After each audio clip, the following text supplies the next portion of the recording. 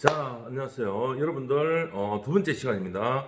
자, 마음의 준비 다 되셨나요? 아까 다 얘기했는데, 여러분들에 대한 창업자의 준비 자세, 그리고 자본, 그 다음에 아이템인데, 이제 이 프랜차이즈, 어떤 브랜드 상호를 할 것인지 한 번쯤 생각을 해 보셨나요? 자, 그러면 계속 진행하겠습니다. 자, 역사적인 부분, 미국 같은 경우, 아주 번창하고 있고요. 자, 일본도 있습니다만은 이런 것들은 자, 넘어가도록 할게요. 시간이 한정돼 있다 보니까.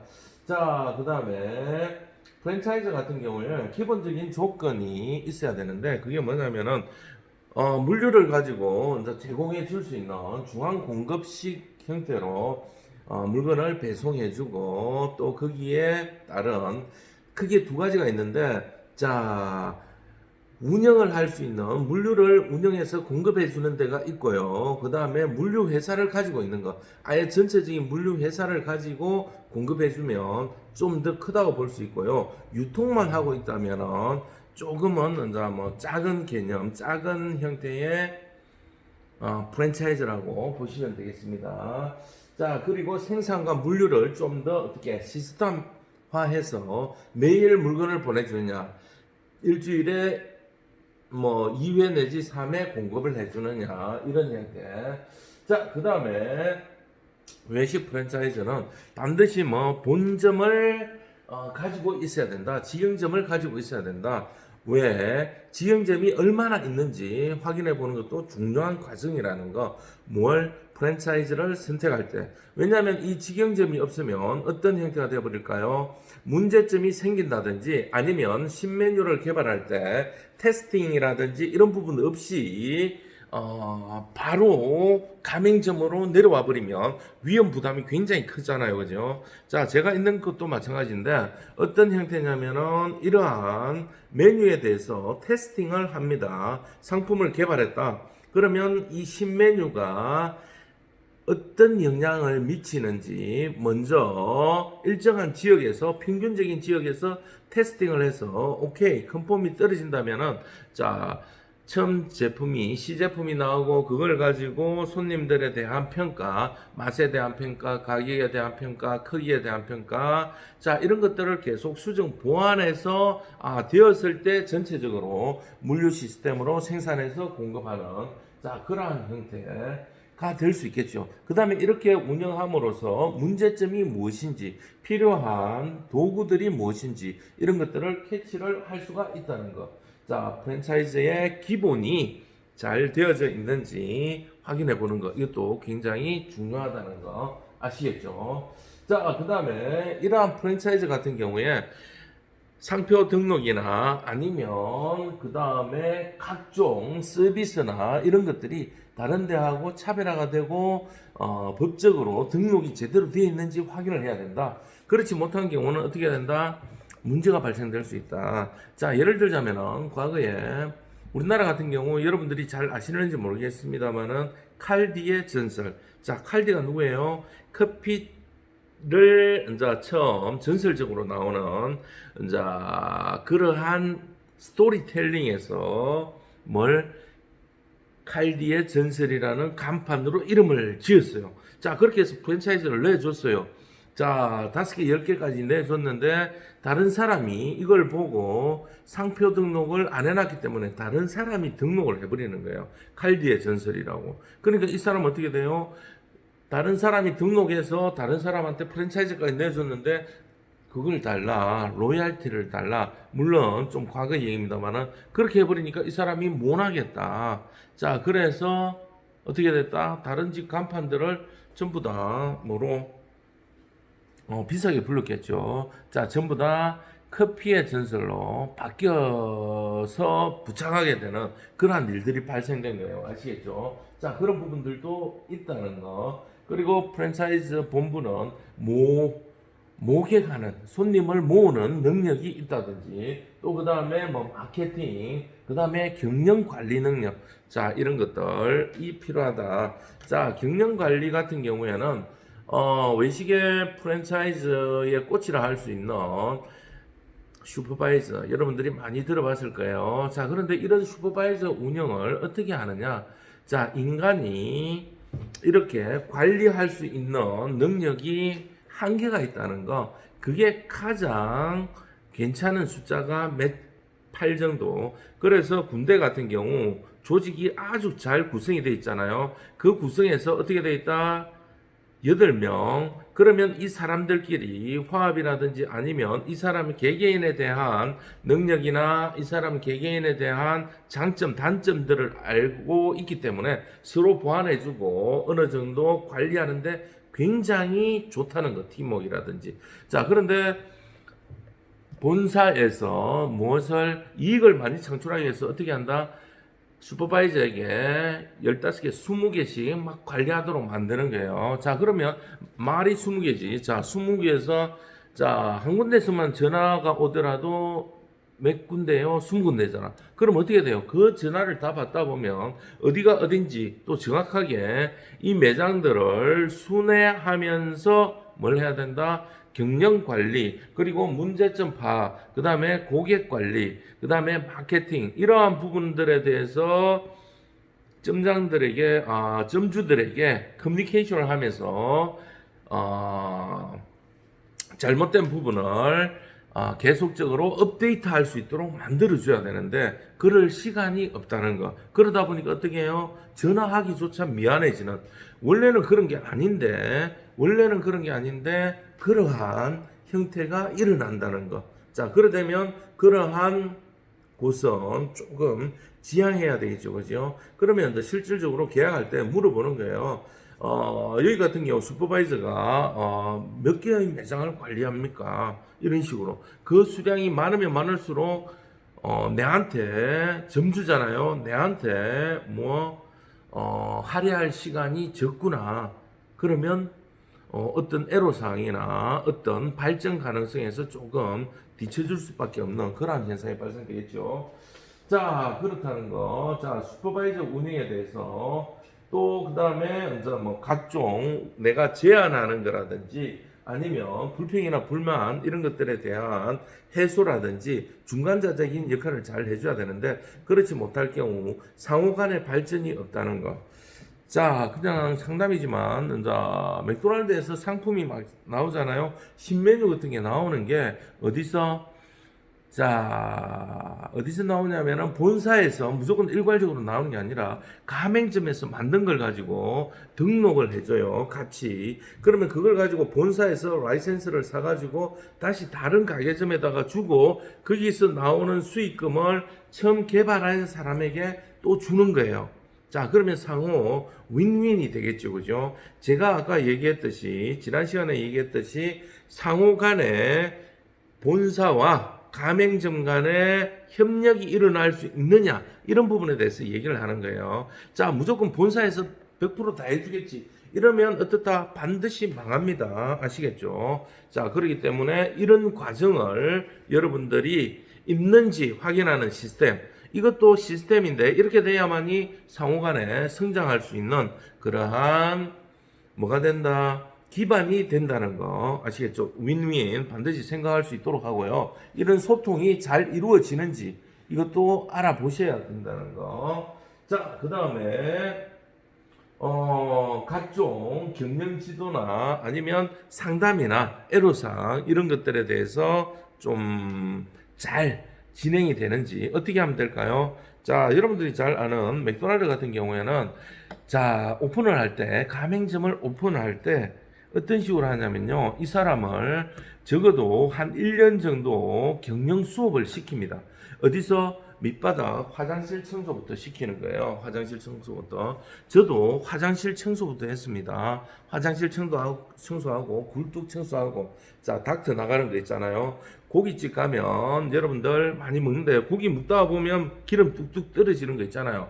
그런 것들은 청소나 관리가 안 되는 거잖아요. 그 다음에 어디 가든지 화장실 딱 갔을 때 깔끔하고 청결하고 그렇게 되어 있는지 확인을 하잖아요. 그죠? 자, 예를 들자면 그렇다는 거예요. 거기서부터 시작해서 냉장고, 냉동고, 전부 다 그냥 여기 있는 냉장고, 냉동고가 아니고요. 뭐다? 워크인, 사람이 걸어 들어갈 수 있는, 여러분들은 이제 교실만한, 그 정도의 냉장, 냉동고가 다 있어요. 그러면 이제 그쪽에서 다 하고, 그 다음에 이제 청소를 뭘로 다 닦는 거예요. 바닥도 손으로 다 닦은 거예요. 그래서 거기 같은 경우 경영 분석의 노하우를 가르쳐 드리자면, 자, 우리가 판단할 때, 자, 그냥 예를 들어 볼게요. 스타벅스다. 그러면 그 스타벅스의 매출이 우리나라에서 전 세계적으로 3만 개 있는데, 그 3만 개를 어떻게 그냥 요 매장은 뭐 월 1억, 요 매장은 2억, 이 매장은 3억, 1억 5천 이런 식으로 구분하는 게 아니에요. 어떻게 걔네들은 생각 외로 이 경영 노하우가 뛰어납니다. 단위 생산량으로 분석을 하는 거예요. 자, 이 매장은 얼마가 나오고 이 매장은 얼마가 나오고 이걸 믿으면 안 되고, 자, 투자 대비 나오는 금액에 대해서 확인을 해야 된다는 거. 자, 그 다음에 또 어떤 거? 그 다음에 평당 매출이 얼마나 올라오느냐. 자, 이랬을 때 작지만은 매출이 많이 올라오는 것 같은 경우가 넘버원이 되겠죠. 이해가 되세요? 자, 이런 부분들에 대한 경영 분석법에 대해서 그쪽에 대해서 알려주는 바를 한 번쯤은 확인을 해야 된다는 거 아시겠죠? 자, 그런 부분들이 있고요. 자, 이런 부분들 넘어가고, 자, 가맹점의 의무, 뭐 동참하고 그걸 따라주고 매뉴얼 따라주고, 그 다음에 영업 비밀을 보장해주고, 그 다음에 가맹비나 로얄비를 제공해 주어야 되고, 자, 이런 부분들이 있다는 거 아시면 되겠습니다. 자, 아는 내용들은 넘어가고 좀 핵심적인 내용을 할게요.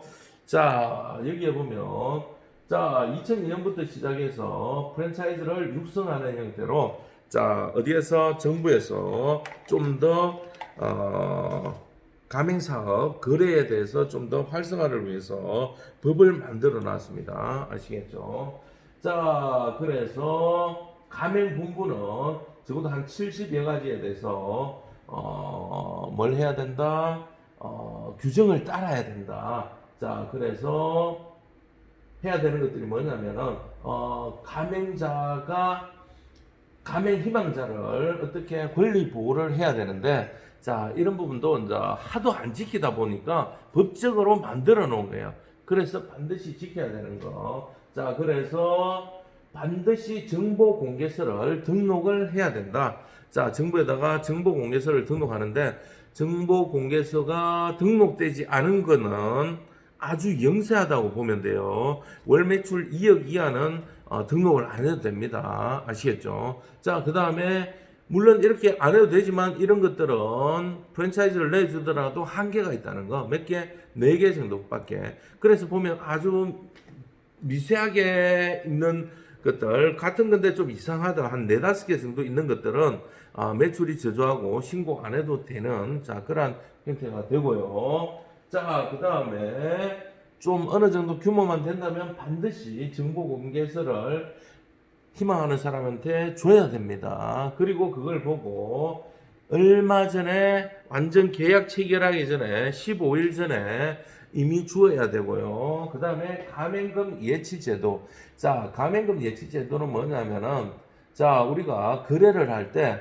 하도 가맹본부에서 돈을 다 받아가지고, 자, 잠적해 버린다든지 아니면 그 돈에 대한 환불이나 이런 것들을 본사에서 돈을 받았기 때문에 저 계약 취소하렵니다 하며 이 핑계 저 핑계 대고 우리가 왔다 갔다 했던 시간하고 이걸 뭐 반토막 내가 준다든지 이런 식으로 하다 보니까 이 돈을 어디 은행에다 맡겨놔 놓고 나중에 가맹점이 오픈되고 난 다음에 이행이 되었을 때 돈을 주는, 자, 그러한 제도입니다. 반드시 알아두세요, 여러분들이. 자, 이런 부분에 대해서 알아두셔야 되고요. 자, 그 다음에 영업구역에 대해서, 자, 아까도 얘기했습니다만은, 자, 이런 구역이 있다면 이런 구역에서 같이 매칭이 돼버리면 어떻게 돼요?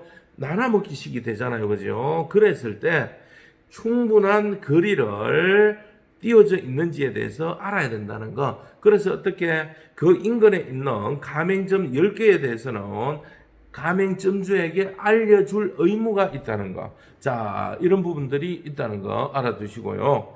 자, 그래서 여러분들이 우리 주위에 얼만큼 있는지, 만약에 그걸 안 가르쳐주면 뭐 전국적인 규모라도 알려주게끔 법적으로 되어져 있다는 거. 자, 그 다음에 가맹점 계약에 대한 갱신 부분. 자, 이런 부분. 한 번은 갱신이 가능한데, 프랜차이즈도 야같습니다. 자, 진실을 얘기해 줘야 되기 때문에 여러분들이 만약에 창업을 한다면, 자, 땡땡 치킨.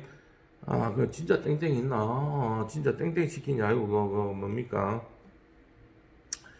자, 뭐 다 깨놓읍시다. BBQ 아시죠? 물론 우리나라에서 바비큐 성공을 해가지고 굉장히 많이 활성화되어 있고 쫙 퍼져가 있어요. 자, 그런데 이게 뭐다? 조금 전에 얘기했던 거리 제한 형태가 있다 보니까 여기도 BBQ가 있고 여기도 BBQ가 있고 여기다가 더 넣으려고 하니까 문제가 발생되는 거예요. 그래서 이 브랜드는 어떻게 한다?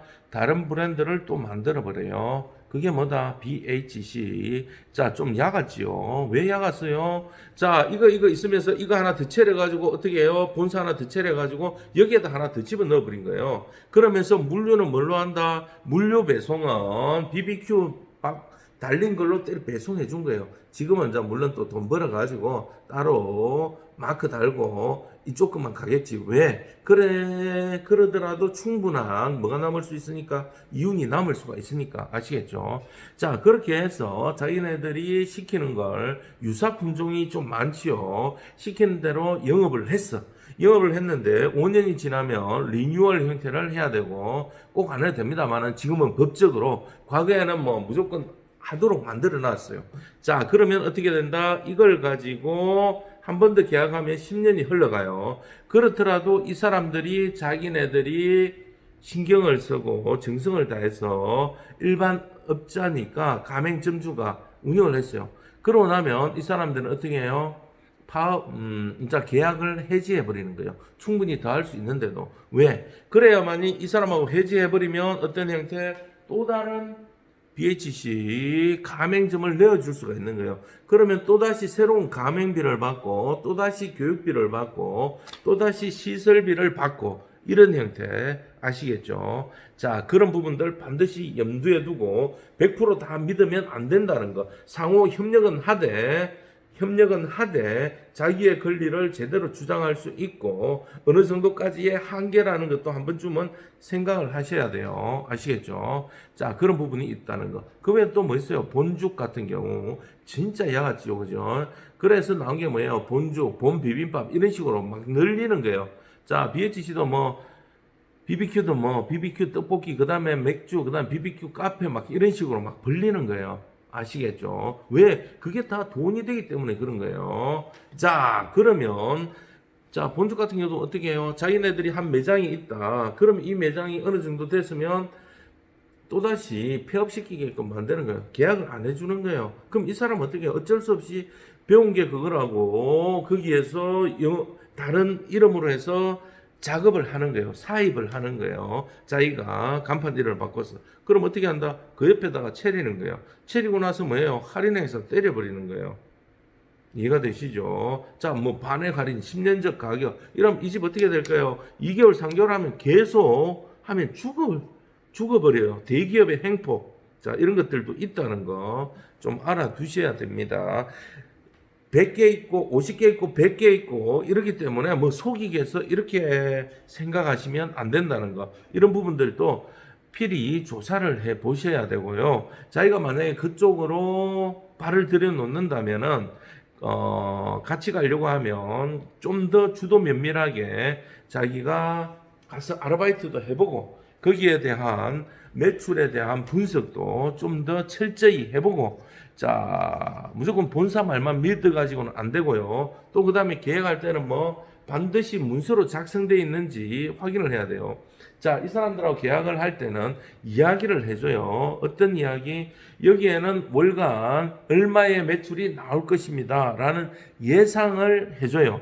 만약에 예상대로 안 나오면 제가 보상하겠습니다. 이런 식으로 말로 해요. 말로 하는 거는 절대 믿으면 안 됩니다. 왜냐하면 서류상 안 돼 있기 때문에 절대 믿으면 안 돼요. 저번에 당신네들이 해준다고 했지 않느냐라고 얘기를 해도 기업이다 보니까 어떻게 해요? 그렇게 해서 많은 가맹점을 따낸 사람한테 보상금을 줘요.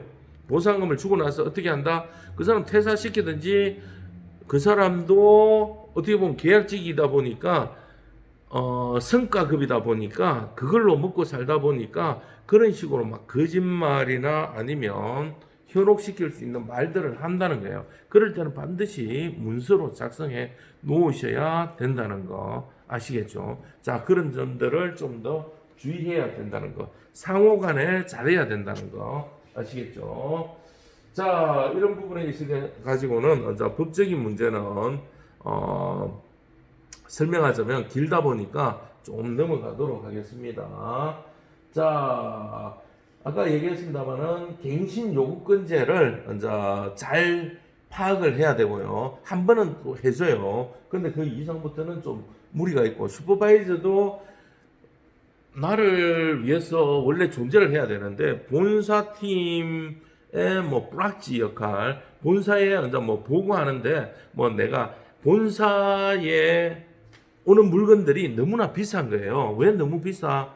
자기네들도 본사도 이익을 어느 정도로 챙겨야 되기 때문에 그런 문제점들이 뭐다? 공개를 다 하게 돼 있는데, 자, 우리가 주방에 있는 시설을 한다. 그러면 어떤 시설? 냉장고 규격, 냉장고 가격, 테이블 가격, 인테리어 가격. 자, 이런 것들을 어떻게 한다? 본사에 소속된 회사에서 할 수도 있고요. 이해가 되시죠? 자, 그러면서 뭐래요? 이익을 남겨요. 이익을 남기는데 이것도 공개를 하고 좀 더 명확하게 해야 되는데 그렇지 못한 곳들이 있다 없다? 있다는 거. 자, 계약을 할 때 여러분들이 두루뭉술하게 우리 가맹점 10평은 얼마입니다. 20평은 얼마입니다. 이렇게만 하면 안 된다는 거. 왜? 구체적인 내용이 들어가 있어야 되는데 그 구체적인 내용에는 어떠한 기물, 어떤 브랜드 이런 형태로 되어 있으면 그래도 이쪽에는 좀 제대로 하는구나 라고 생각할 수가 있고 20평 전체 다 해서 냉장고, 냉동고 이런 거 다 넣어주는데 얼마입니다.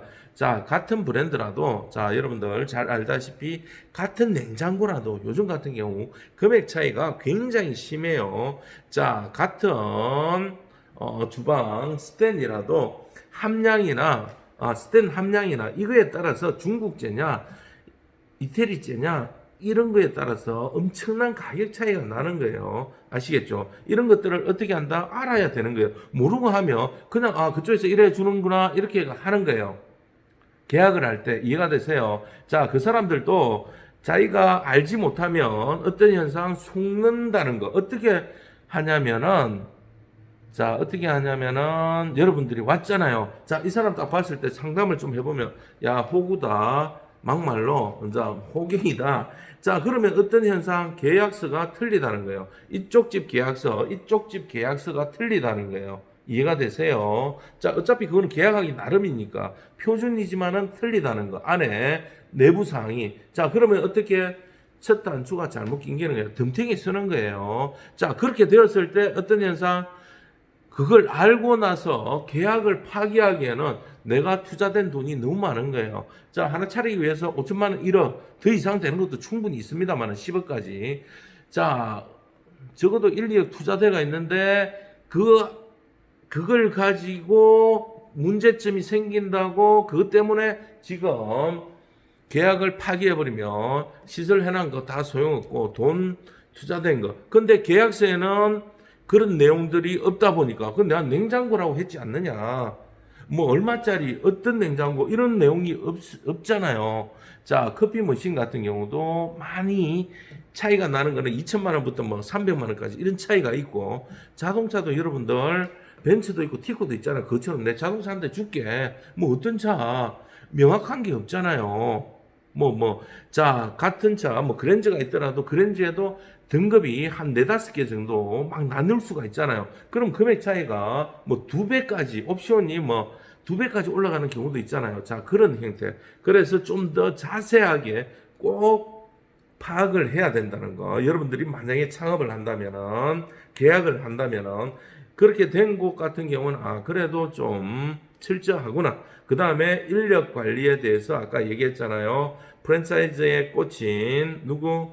슈퍼바이저가 어떻게 얼만큼 활용하고 있는지, 이제 차지하고 있는지, 가맹점을 찾아다니면서 교육을 시키고 있는지 이런 것들 반드시 파악해야 되고요. 그 다음에 대기업이라고 해서 반드시 믿어가도 안 된다는 거, 그런 곳들이 더 악랄한 곳도 있다는 거 반드시 알아두시고요.